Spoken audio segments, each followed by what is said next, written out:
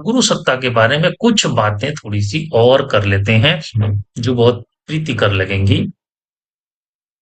हमेशा याद रखना कि गुरु सामान्य मनुष्य नहीं है। अगर कोई आपके पास ऐसा गुरु है जिसके प्रति आपको गुरुवत का भाव आता है, आपको लगता है कि इनमें गुरु के लक्षण हैं, तो ध्यान रखना कि वो तुम्हें अपने आसपास दिख तो रहा है, लेकिन वो तुम्हारे आसपास है नहीं। जैसे तुम्हें ऐसे समझ में नहीं आ रहा है कि तुम किस लोकेशन पर हो, क्योंकि यहाँ जितने बैठे हैं वो अलग अलग लोकेशन पर बैठे हैं। सही कह रहा हूं? लोकेशन चर्चा कर ली। तो कोई अलग लोकेशन पर, कोई अलग लोकेशन पर। अब जो डिफरेंट डिफरेंट लोकेशन पर बैठा हुआ व्यक्ति है, वह जब संसार के बारे में बात करता है तो उसकी बातचीत बताती है कि किस लोकेशन का आदमी। सही है। इसी तरीके से ध्यान रखना कि जो भी व्यक्ति या कोई भी ऐसा जागृत व्यक्ति आपको, जीवित व्यक्ति मिले जिसके प्रति आपके अंदर ये भाव उठे कि मुझे इन्हें गुरु कह के संबोधित करना चाहिए, या इनके अंदर मुझे स्पर्श कर देने के कुछ भाव है या प्रभाव है कि इनसे मेरे अंदर कुछ होता है, अगर कुछ ऐसा लक्षण लगे, तो ध्यान रखना कि वो व्यक्ति मनुष्य शरीर में तुम्हारे आसपास तो हो सकता है, लेकिन वास्तविकता में तुम में और उसके बीच में दूरी होगी। और इस बात का भी ध्यान रखना कि जो भी ऐसा व्यक्तित्व हो, उससे बहुत नजदीकी बनाने की कोशिश नहीं करना, और वो पसंद भी नहीं करता बहुत नजदीकी बनाना। क्यों? क्योंकि तुम भी मनुष्य शरीर में हो और वो भी मनुष्य शरीर में है, और ये भूल हो सकती है कि तुमको उसके किसी स्वभाव की बात में रुचि ना आए। और ध्यान रखना, ऐसी स्थितियां इसलिए भी वो पैदा करता है क्योंकि वो अपने अकेले में, अपने अपने प्रोटोकॉल पे, अपने गुरु के साथ रहना पसंद करता है। उसका उद्देश्य संसार के साथ रहने में कम है। वो अपनी एकांतिक या अकेलेपन की जब बात करता है, तो वो अपने गुरु के साथ रहना पसंद करता है, क्योंकि उसे संसार के और लोगों के साथ रहने में कोई बहुत रुचि नहीं आ रही होती।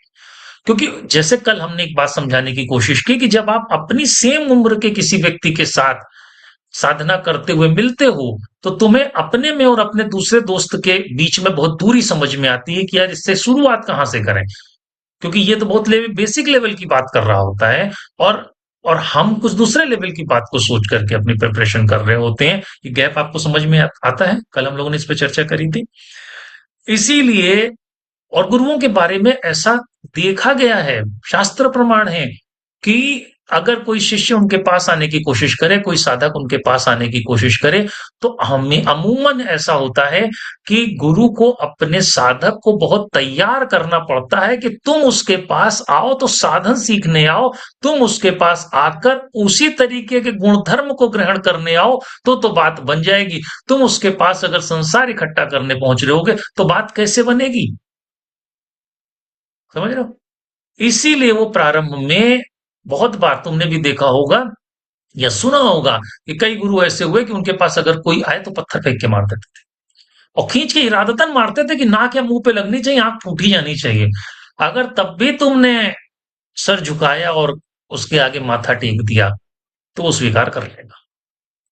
लेकिन अगर तुम ये सोच रहे हो कि यहाँ तो सब मिलता है, यहाँ तो बट रहा है, हम जाके अपने हिस्से का मांग लें, वो नहीं चलेगी। ये कहानी आती है कि एक व्यक्ति, उसका परिचय किसी ऐसे ही गुरु से हो गया।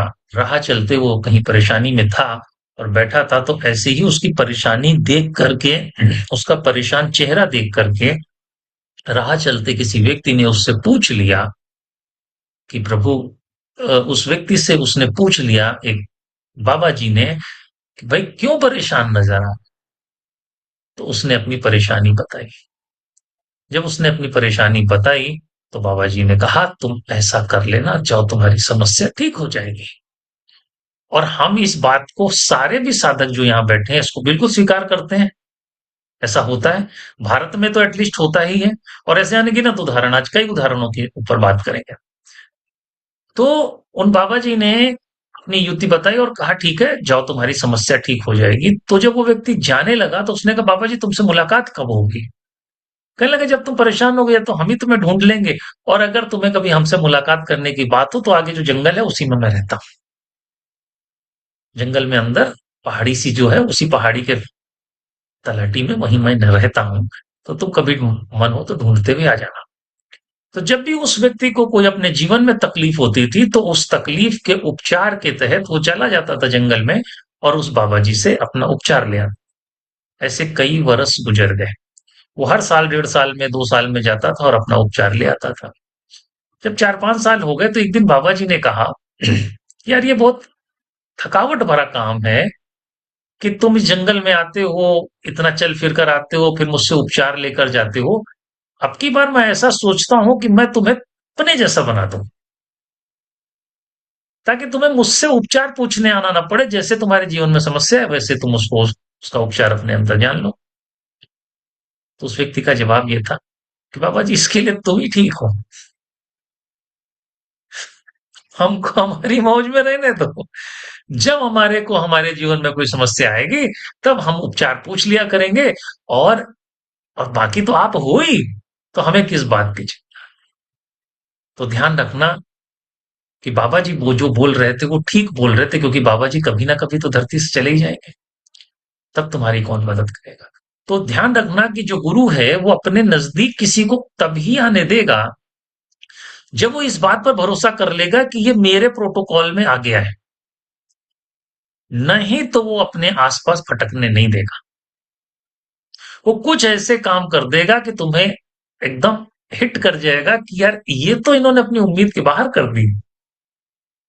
ये सब उसकी लीला का हिस्सा होगा। क्यों? क्योंकि वो तुम्हारी शय पर नहीं है, वो अपने गुरु की शय पर है। और उसके लिए संसार में समय व्यतीत करना तुम्हारे लिए नहीं है, अपने गुरु के। वो यहाँ समय इस संसार को चुनने के लिए और बोने के लिए और काटने के लिए नहीं आया है। वो अपने गुरु की संगत के लिए आया है।